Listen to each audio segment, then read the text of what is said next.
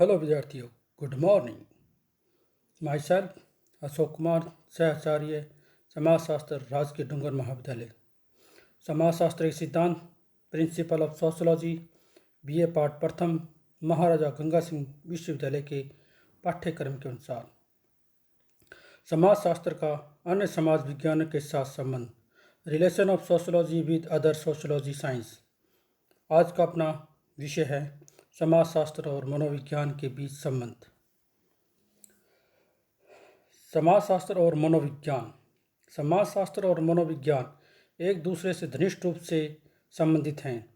सामाजिक मनोविज्ञान ने तो समाजशास्त्र और मनोविज्ञान को भी निकट ला दिया है। मनोविज्ञान को मस्तिष्क या मानसिक प्रक्रिया का विज्ञान माना गया है। जिस प्रकार समाजशास्त्र का केंद्रीय विषय समाज और सामाजिक व्यवस्था है, उसी प्रकार मनोविज्ञान का केंद्रीय विषय व्यक्तित्व है। मनोविज्ञान की रुचि व्यक्ति में है, न कि उसकी सामाजिक परिस्थितियों में। यह शास्त्र तत्वों जैसे ध्यान, कल्पना, स्नायु प्रणाली, बुद्धि, भावना, स्मृति, मस्तिष्क की स्वाधीनता एवं विकृति आदि का अध्ययन करता है। इस शास्त्र के द्वारा मनुष्य के मानसिक विचारों एवं अनुभवों का अध्ययन व विश्लेषण किया जाता है। मनोविज्ञान प्रमुखतः व्यक्ति के व्यवहार का अध्ययन करता है। इसमें उन मानसिक प्रक्रियाएं जैसे संवेगों, प्रेरकों, चालक, प्रत्यक्ष बोध, बोधीकरण, सीखना आदि का अध्ययन किया जाता है, जो व्यक्ति को एक निश्चित प्रकार से व्यवहार करने के लिए प्रोत्साहित करती है। व्यक्ति में यह मानसिक प्रक्रिया संगठित रूप में एक निश्चित प्रतिमान का निर्माण करती है, जिसे व्यक्तित्व कहते हैं। व्यक्तित्व व्यवस्था का अध्ययन करना मनोविज्ञान का प्रमुख कार्य है। समाजशास्त्र सामाजिक व्यवस्था का अध्ययन है। इसमें सामाजिक संबंधों, सामाजिक प्रक्रियाओं, समूहों, संस्थाओं, प्रथाओं और परंपराओं, सामाजिक मूल्यों, सामाजिक संरचनाएं, सामाजिक परिवर्तन आदि का अध्ययन किया जाता है। इन्हीं से मिलकर सामाजिक परिस्थिति बनती है। समाजशास्त्र व्यक्ति के बजाय प्रमुखतः थे इसी सामाजिक परिस्थिति का अध्ययन करता है।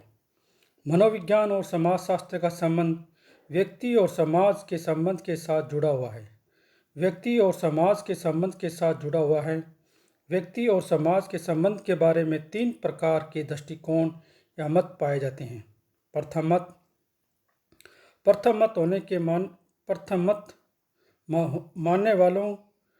मानने वाले समाज के बजाय व्यक्ति को ज़्यादा महत्व एवं प्राथमिकता देते हैं।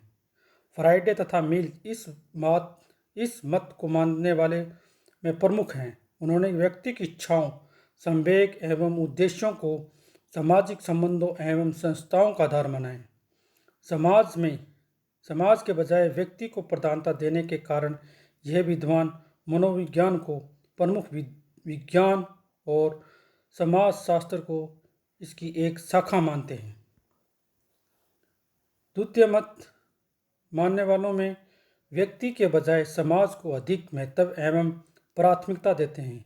इस मत के समर्थकों में ऑगस्ट काम्टे, इमानुएल दुर्खियम आदि प्रमुख हैं। इन्होंने समाज का आधार व्यक्ति को मानकर इसके बीच होने वाले अंत्य क्रियाओं को मानते हैं। उन्होंने व्यक्ति से पृथक समाज की स्वतंत्र सत्ता को स्वीकार किया है। वे तो व्यक्ति को समाज की ही देन मात्र मानते हैं। समाज को प्रधानता देने के कारण ही यह मनोविज्ञान के बजाय समाजशास्त्र को एक प्रमुख विज्ञान मानते हैं। इनके अनुसार मनोविज्ञान समाजशास्त्र की एक शाखा मात्र है। तृतीय मत के मानने वालों में ना तो व्यक्ति को ना ही समाज को एक दूसरे की तुलना में अधिक महत्व और प्राथमिकता देते हैं। इस मत के अंतर्गत उपयुक्त दोनों मतों का समन्वय देखने को मिलता है। इस मत से संबंधित विद्वान जैसे मैक्स वेबर, मैकआवर पेज आदि व्यक्ति और समाज को एक दूसरे का पूर्व मानते हैं।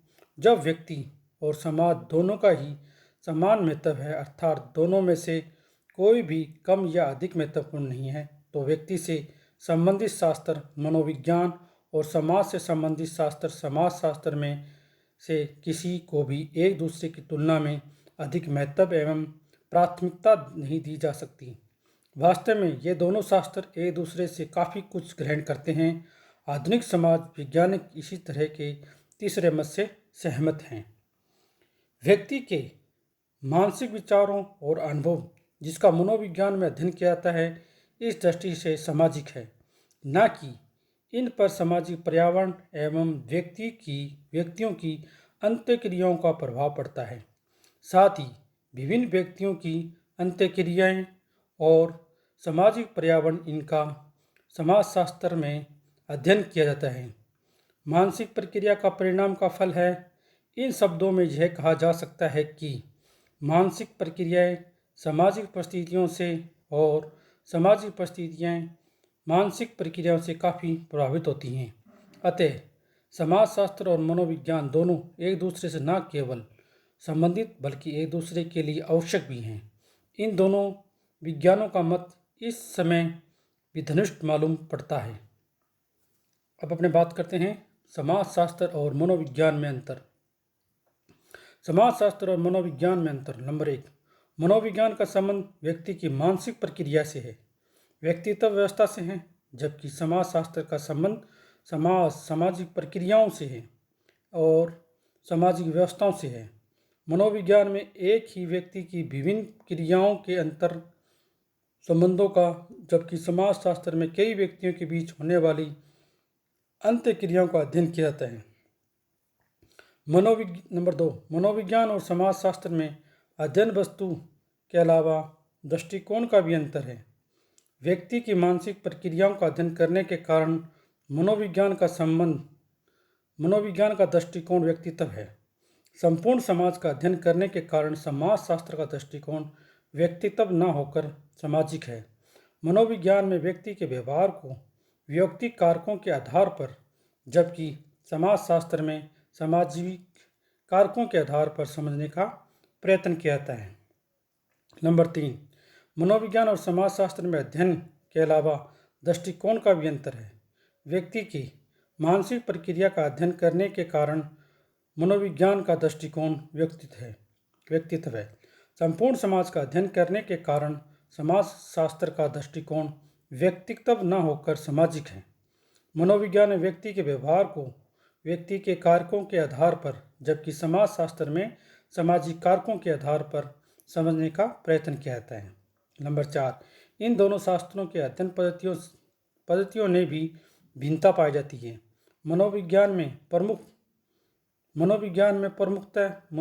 में प्रशिक्षण एवं निरीक्षण तथा प्रयोगात्मक पद्धति का विशेष प्रयोग किया जाता है, जबकि समाजशास्त्र में व्यक्ति अध्ययन पद्धति, ऐतिहासिक पद्धति, संरचनात्मक प्रक्रियात्मक पद्धति, समाजमिति, सांख्यिकीय पद्धति आदि का प्रमुखतः प्रयोग किया जाता है। यद्यपि कभी कभी इसमें प्रयोगात्मक पद्धति का भी प्रयोग किया जाता है, परंतु बहुत कम। धन्यवाद।